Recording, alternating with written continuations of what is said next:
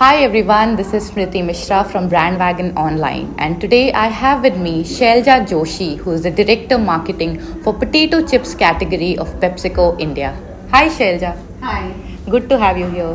thank you so much. So, Shailja, we'll quickly start with a set of questions. My first question to you is, Lay's has recently rolled out the gourmet flavors. So, what was the idea and the insights that led to the launch of this new flavor?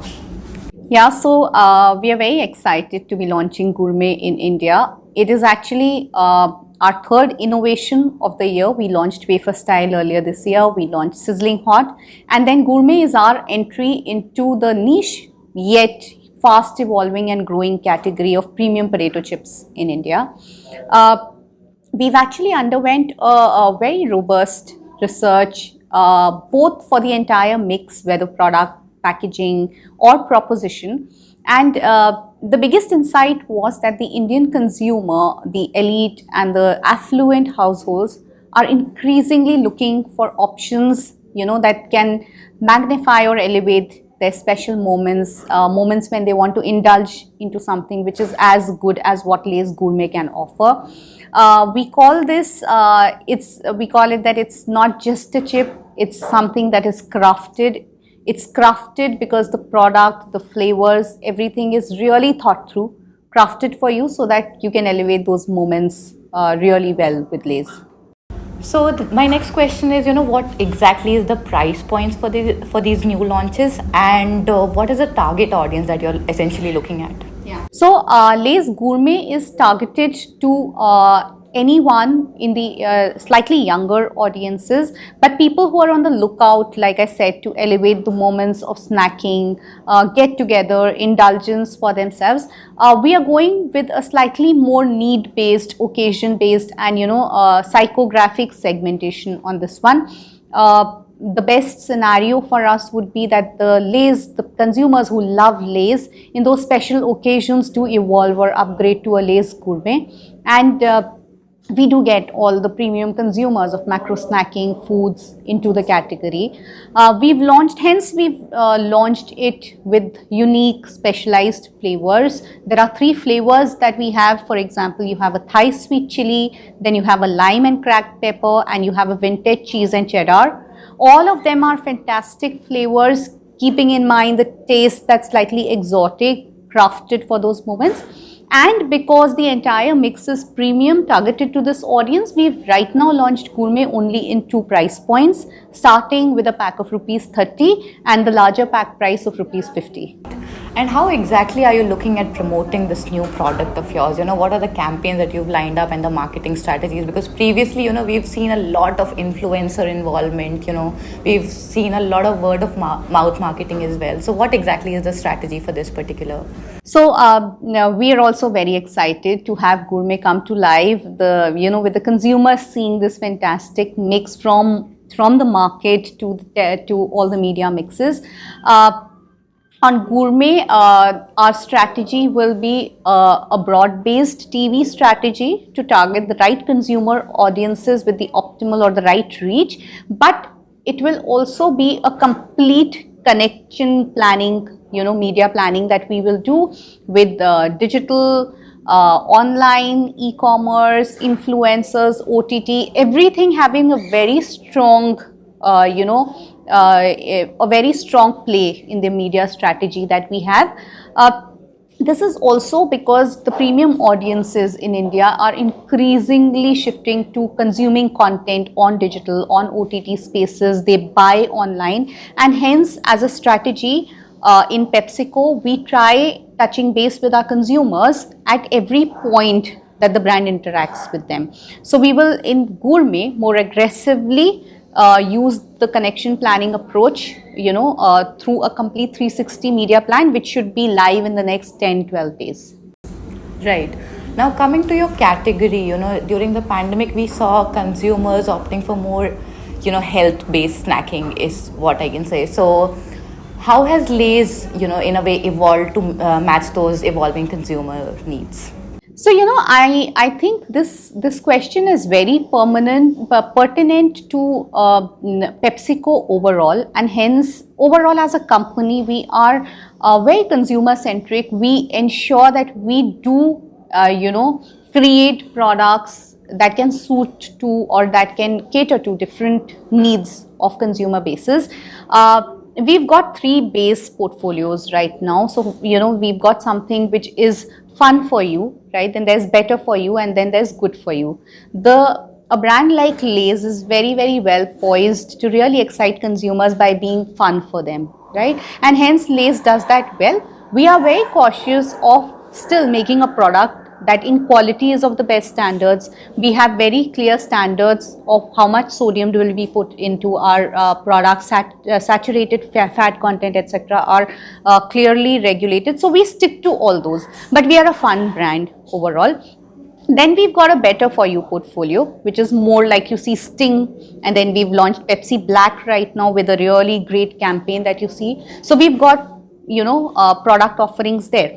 And then good for you, which is mostly people who are really health conscious, etc. We have a wonderful brand called Quaker, which has already got products that cater to that need, but we are also expanding that portfolio very aggressively. And the latest in that entire portfolio is the muesli that we've launched recently. So I think we've got a portfolio approach to cater to the different needs of the segment, and every brand caters to that differentially in their own ways.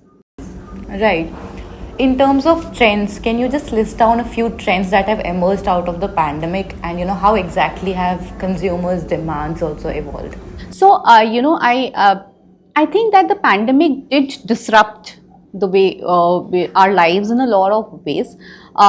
Even after coming out of the pandemic, some of those things have become more like our behaviors. So, they stay with us, right? In some cases, we've gone back, evolved. So there's a journey that we've all seen. I think for us marketers, what really stays is that authenticity, or the way you talk to consumers, or with a more purpose-led, a brand having a purpose, which we've seen as something that consumers became very, very conscious of, or brands also became very conscious of during pandemic, and it stays, right? And in PepsiCo, we've got a complete pep positive agenda which we drive through each one of our brands. So that's something that changed, and I think we've been driving that very, very consciously, very passionately in PepsiCo, and Lay's obviously does that really well. I think the second is that how do you look at your media approach, right? Post pandemic, we've seen that behavior changing very strongly. So in most of our media plans, we do see, like I was telling you, the 360 or the total connections coming alive very strongly. Digital has become very prominent. E-commerce, not only as a selling medium, but also as an advertising medium, has become very, very, very important for us.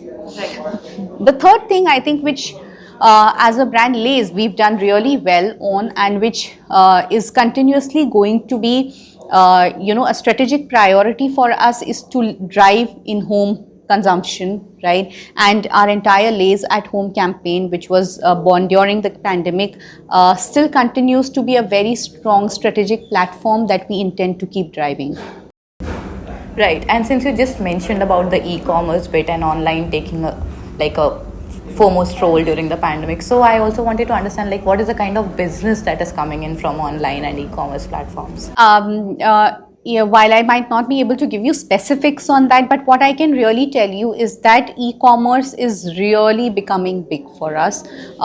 It's becoming very important for us, precisely for the reason that I told you, that consumers have started buying, their way they've started buying, the way they consume information on these channels, or how your brands need to look in this channel, is becoming increasingly very, very important for us. One thing that I also wanted to understand is that the last few launches, be it the wafer style or the sizzling hot Lay's, so what have been the strategies behind these recent launches at Lay's?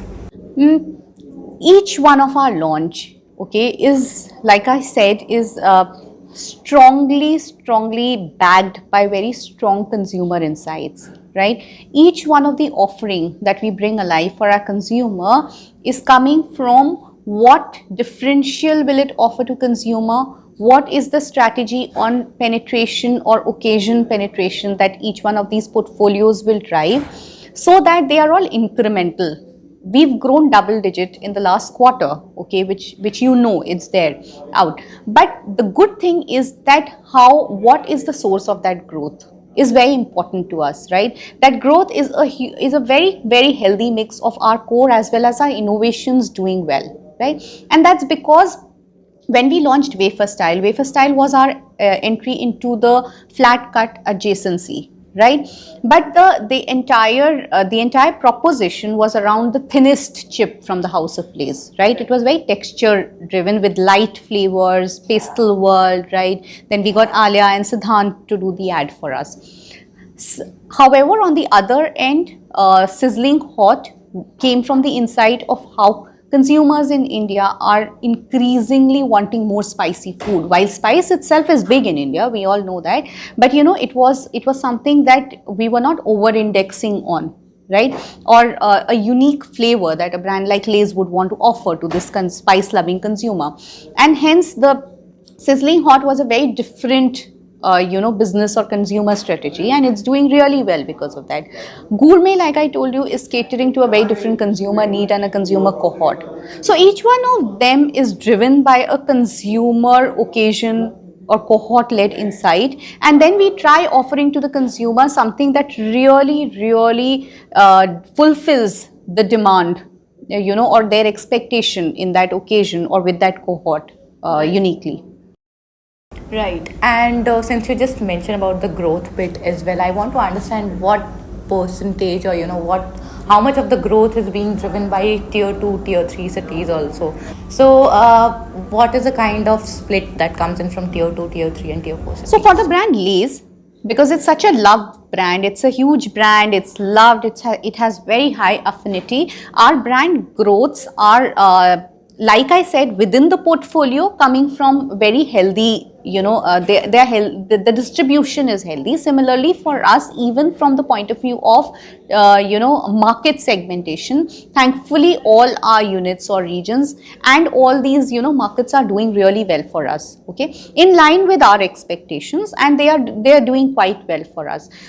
When I talk of a brand like Lay's, because we've got price points, from 5 to 10 to 20 to 30, we are a brand that is able to reach as well as be loved by all kind of consumer segments, right? Because of the price points, flavors, the broad based portfolio that we have.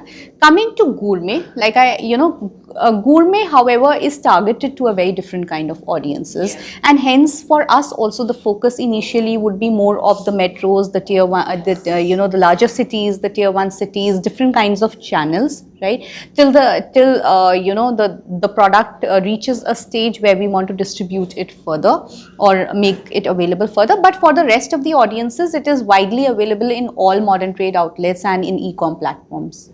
Right. Coming to the marketing strategies bit, you've been very active for the brand Lay's. You've been very active on digital. You've been present almost everywhere. You've had influencer collaborations. You've had like celebrity associations and everything. So what will be the strategies moving forward? Our strategy till now is working wonderfully well for us. I think some of these things we will continue driving and some we will accelerate, right? So innovation agenda we will continue driving. We really want all these innovations to start building to a scale, and the good thing is that the momentum is there on most of them. What we want to really keep driving is our digital agenda, right? Whether it's, like I said, that using different platforms led by consumer insights of where the consumer is, what are they consuming. We've started catering different consumers with different kinds of creative, okay? I want to accelerate that entire journey, right? So while we are doing well, we are in times, but I think here is where we want to keep driving, accelerating this agenda even more so, in sync with how the consumer is evolving. That's the second big thing. And the third thing, like I told you, is that we want to really accelerate the agenda on how Lay's becomes a prominent brand that consumers consume in home, right? So this entire in-home, at-home agenda that we've already started off with our Lay's at-home program, we want to keep driving. Sure. And how will the ad budgets be allocated? Will digital gain a larger share, or you're also looking at traditional media at the same pace? So how exactly are you planning? Media will still be a substantial part of our mix. It will also depend on the brand or the portfolio that we are driving. For example, for a brand like Lay's, traditional media continues to be very important. Regional media continues to be quite important for us.